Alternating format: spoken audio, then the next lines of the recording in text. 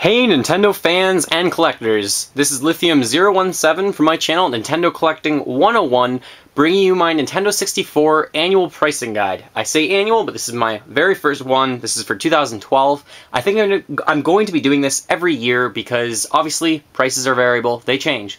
Everything I say in this video is a matter of opinion, so take it with a grain of salt. But I am pretty knowledgeable. I do have all 16 of them worldwide. I'm proud to announce, and he does talk about it himself a little bit, obviously, Don't Need More Than 64 has all 16 as well. Link to his channel, right up there. He's got a lot of stuff really quickly, spent a lot of money, but he's got all 16. It looks awesome.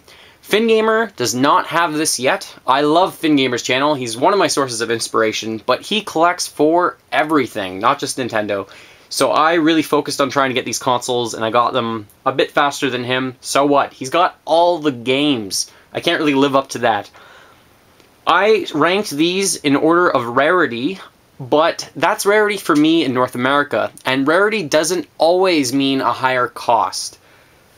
The most common one I put in the top left-hand corner, and then the second most common, third, fourth, fifth, sixth, you get the idea, crossed by rows. Bottom right-hand corner, the most rare. Let's first go through what I'm going to do in the video. I'm going to go console by console and walk through them, and I'm going to give you three prices. First one, the loose price. Sorry, I can't even say it with a straight face. Alright, let's laugh and get that out of the way. The loose price for the console. Wow, that's funny. Alright, 2, the price for it boxed, and 3, the price for it mint, with the instructions, the baggies, the styrofoam, and the box, all in good shape and all included. Right before let's start, let's go through what the names are for all of them. I get that question sometimes as well. Top left-hand corner, I just call it the Solid Black Charcoal Edition. Sometimes it's not called the Charcoal set because that's confusing, because in Europe, or I think it's Australia actually, there was a different charcoal, there was a different console for that name. Next, Jungle Green, or the DK Jungle set. And then the Ice Blue, Fire Orange, Grape Purple. It's definitely a purple console, sometimes called in Japan Midnight Blue, which gives people a lot of confusion. Is it blue or purple? Trust me, it's purple. Smoke, also called Clear Black in Japan. Watermelon Red. Pokemon North American Edition.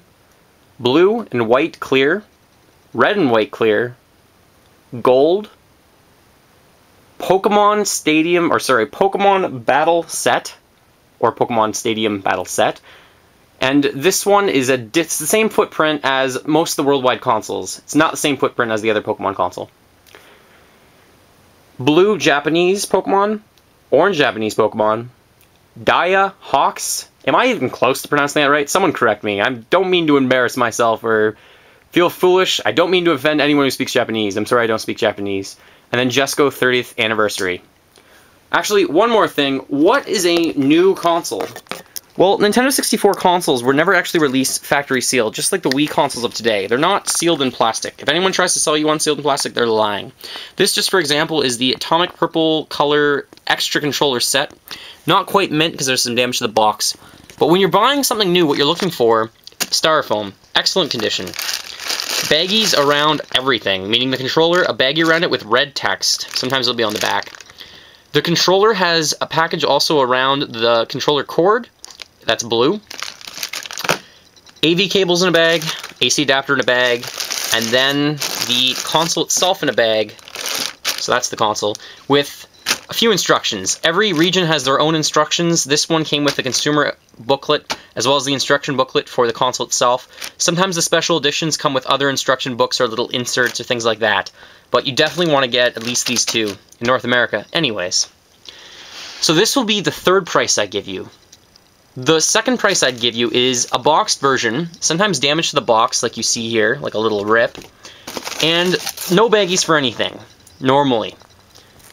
Styrofoam could be in good shape, could not. Sometimes it's excluded. If it's excluded, I would take off some money. If the instructions are missing, I'd take off some money. Maybe $10 if each of them are missing or damage to the styrofoam or anything like that.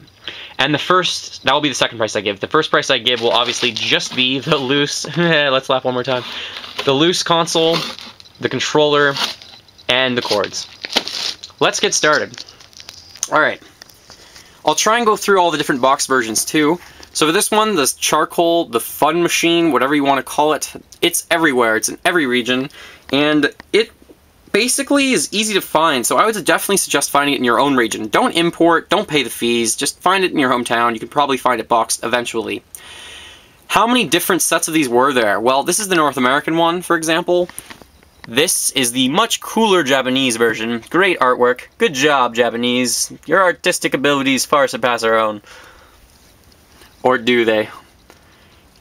And then there was other console sets too. Sometimes there was one with Super Mario 64. There was one, really rare one actually, with Zelda. Then there's some with GoldenEye, Banjo-Kazooie, Star Wars, many, many games. Pretty much take your pick of a popular game. It probably had its own boxed version released with it.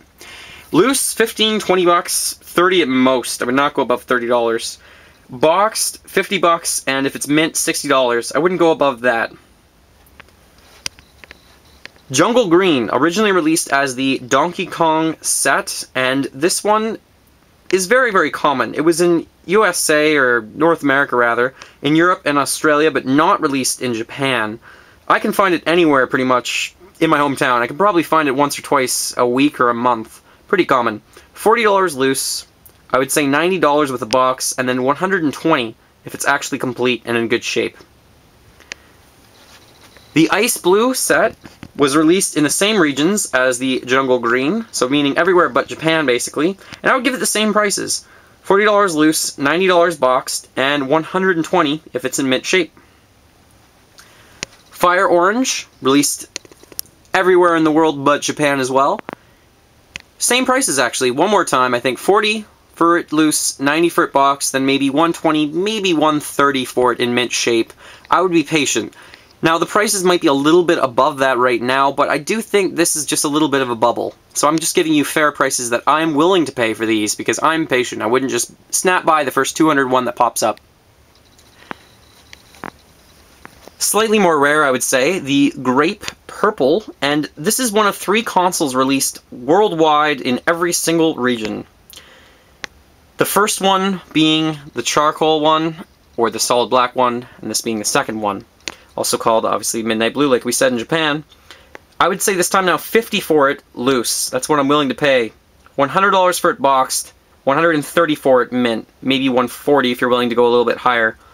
But that's it. That's what I think it would get at auction, maybe $120, $130.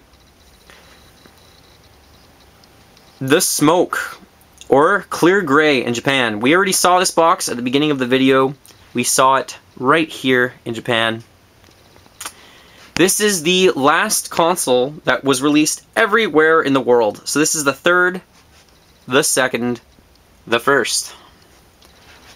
For the Smoke loose, I'd go to 60 bucks. I found a really hard time getting this. I eventually found it with 2 controllers for 60 bucks, so maybe 50 with 1 controller. In the box, you're looking at 100 bucks, and then if it's mint, 140, I'd say. I'm not a huge fan of this one because I wouldn't really want to get a clear, normal version console. Just, you can see the innards. I'd rather get a cool color, but some people really like black, so I don't think it's sold quite as well. A little bit hard to find for that reason. Now, I don't know why, but I'd say Watermelon Red's harder to find. I think it's a really popular color, but especially the sealed controller. It was so hard to find. So box versions don't come up with this very often in my region anyways. And this one was only released in North America and Europe. $50 for it loose. Like I said, I think that one I'd pay a little bit more for loose than this one. With the box, it's harder to find like this. And then $100 for it boxed and $140 for it mint. $150 if you're desperate. The North American Pikachu Nintendo 64 set. This one has a blue and yellow controller. You can see yellow on the bottom, blue on top. Came with some cool stuff if you got the Toys R Us exclusive. So there's 2 different boxes. One that was Toys R Us exclusive, one that was not. This console says Pokemon Pikachu Nintendo 64 on it. I'm showing you that because it was different as the other color in other regions. And it came with some extra inserts like a watch and some other things. The other version did not. So I'm going to give you a few different prices, but for it loose, I'd say 60. I'd probably around that. If you're looking to buy it boxed, $100 without all that extra stuff. So if you get the normal version, $120 with all the extra stuff. If you're looking to get it mint, I'd think I'd go up from that. I would definitely probably go to 140 for the normal version, and then maybe 160 with everything included.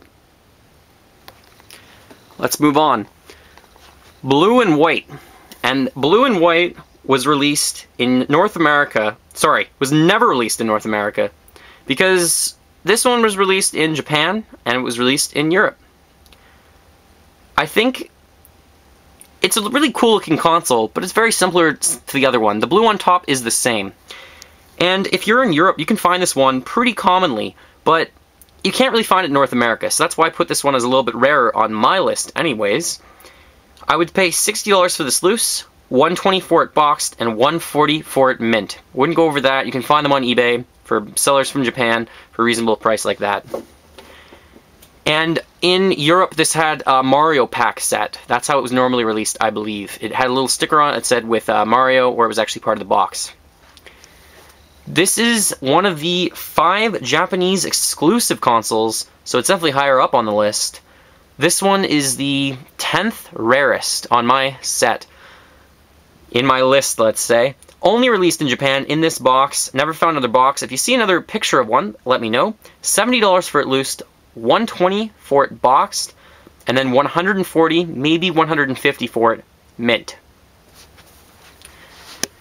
One of my favorites, the gold Nintendo 64. Sometimes called the Zelda N64 edition, but it's not really. It's just gold. This is the Toys R Us gold control deck, and it has 2 gold controllers included in it. Japan also saw this set released, and it had it like this. Dun-dun-dun! With a special gold little insignia on it, or whatever you want to call. It was not released in the other areas of the world. It was only released in North America and Japan. $70 for it loose. $150, getting up there. $150 to $160 for it boxed, and $200 for it mint. Maybe $220. There's 2 controllers in it, and they're gold, and gold scuffs up, so make sure you check the console to make sure it's in really nice shape. Let's move on to the Pokemon edition from PAL. And this one has the same footprint as we said. It says Pokemon on it, has some little decals of it, of Pokemon figures. And this one has the controller is opposite to the North American one. This time it's yellow on top, blue on the bottom. And it was actually released with this little VHS tape. There's 2 versions of this. There's this box set, and then there's another one, I think, from Australia. Much longer box, with some extra little stuff packed in. So I'll try and give a few prices for that, because it can change. If you're looking at buying it loose, $60. If you're in those regions, though, you can probably pick it up in Australia for like $30 or $40. $150 for it complete, and I would say the other box is maybe $160, $170 though. And then if you're looking for it mint, $200. The bigger one, maybe $220. The bigger one. Final 4. Dun dun dun. Now here, this is the Japanese one, and I showed you previously. I showed you what the actual console looked like from the front, from North America, because this one says Pikachu Nintendo 64 rather than Pokemon Pikachu Nintendo 64. Slightly different, and it's a slightly different blue. Therefore, it is a different release. This one was only released in Japan in this box. I don't think I've seen any other boxes for it. $80 loose, $130 boxed, $150 to $160 for it complete. The slightly rarer version, in my opinion anyways, the orange set, looks really cool. It's like a cream colored orange. Makes the final 3 for me. This is the 3rd Japanese exclusive. The second one was that one, and the first one was that. This one I would price at $80 loose, $140 boxed, and $170 mint. It's definitely harder to find than the blue, in my opinion. Second rarest. This one you're not going to find. It's going to be really, really hard for you to find it, rather. You can search eBay. But for the next 2, basically, I have people asking me, where can I find one? I'm not sure. Just, you have to get lucky. You have to search a lot. To find this one loose, $150. If you want to find it boxed, You're looking at Outliers right now. Sometimes it goes for $600–$700. There's only 6 of these boxed found so far that we're tracking on N64 Forever. We have a list. So you can actually just put it up in the air for the price for this one, but I would not pay more than $300 for it boxed. If it was mint and I really wanted it, maybe $400. But I'm a student on a budget, so I know other collectors have more money, and as soon as it pops up, they can afford to spend more. If you're trying to get one of these consoles and you're spending that much money, you're probably willing to spend a bit more because it's so rare. The rarest N64 console, the Justco 30th Anniversary. I would deem this more rare than that one, because on N64 Forever, 6 people have this. Only 3 have this one so far. Again, really hard to find. Please don't message me asking, where can I find one? I don't know. They're really hard to find. I got lucky on eBay, but I searched like every day for over a year on eBay, multiple times until I found it. The bottom is white, the top is like a smoky, dirty black, a little bit different than the smoke version. Loose, $200. Boxed, $300, $350. Mint, I don't know. There's some that are going for $600, $700 as well. It's so hard to find. So if you actually really want this, you're probably spending a lot of money for it. I don't know, maybe one day I'll go to $1,000. One more thing before I end. If you're looking to buy all of the consoles loose, I did the math, probably roughly $1,200 to buy all of them loose. If you're looking to buy all of them with the box in pretty okay shape, you're looking at something like $2,000. And if you're looking at the entire set in absolute mint condition, this can definitely run you $3,000, possibly more. That is a lot of money just for N64 consoles that all do the exact same thing. So when you're going to collect them, just take heed, be aware of how much it can cost. But have fun collecting, good luck, be patient, dong, end of the video, and try and find them in your own region if you can, because shipping can just be a bitch. Have a great day, everyone. Thanks for watching, and feel free to subscribe.